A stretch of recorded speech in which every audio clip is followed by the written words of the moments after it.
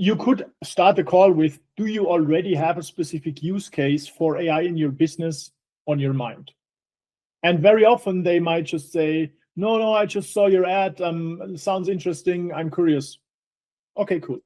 And then you start the analysis. You go through the processes, like not in detail, but you ask them, what's the most time-consuming, annoying process that costs you a lot of money and causes a lot of failures in your business, right? And then they say one thing. And then you drill down to find like the one process where they now understood, with your help, that this is a pain. And then you try to like quantify the pain with numbers. You're asking, how often is this process executed per week or month? Okay. How long does one execution take? Approximately, just ballpark figures. And what's the hourly rate of the person or the team executing this process? And then you multiply it, and that's the cost per month of this process.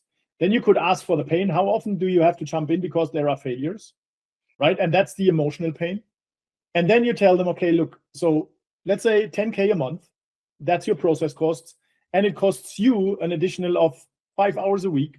Your hourly rate is approximately 200 per hour. So that is an additional, I don't know, 2K. Let's say total cost 12K, and you are annoyed by all the failures. So if we found a solution, just hypothetically, if we found a solution where you could automate this process and save 80% of time, failures, and costs related to this, right? That would save you 8K a month.